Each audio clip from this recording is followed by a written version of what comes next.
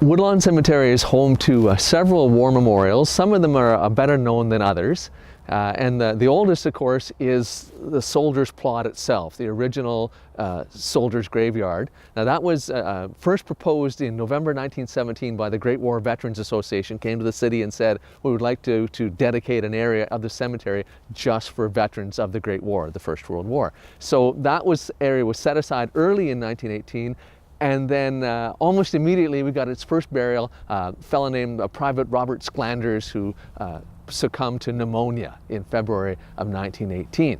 So fast forward a few years, in 1923, and the Imperial Order of the Daughters of the Empire conceived of a plan to develop what they called the Next of Kin Memorial Avenue of Trees. This is probably our most famous war memorial because it's actually a national heritage site. And what it is originally they put plaques with the names of fallen soldiers along trees on 3rd Avenue, right? What's now Memorial Avenue, which is basically the northern extension of 3rd Avenue. And so they put these plaques all along 3rd Avenue, and then as the years have passed, you see plaques, all through this part of the cemetery. These kind of tree-lined memorials, war memorials, used to be really common in Canada for a long time, but over the years they have all succumbed, to street widening, to developments, that kind of thing. And so luckily in Saskatoon, we built ours in a cemetery where very little street widening or development occurs. And so as a consequence, we have what may be the only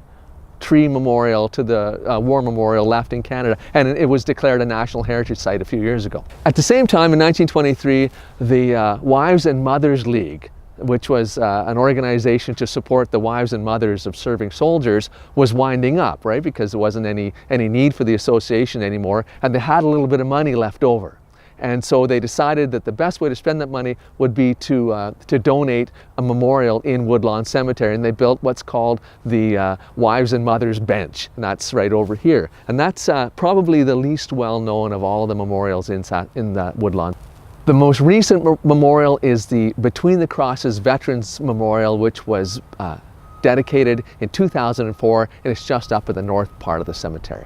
On Remembrance Day, I think it's important that we remember that the people who served in the wars of the 20th century weren't simply nameless, faceless soldiers. They were sons, they were brothers, they were fathers, they were women, they were all sorts of people, and they had family, and they lived right here in Saskatoon. And so if you come down here on Remembrance Day and you walk the aisles between the stones and maybe sit on the Wives and Mothers Bench and remember and think about what it must have been like, not simply to be the soldiers who served, but to be the families who stayed.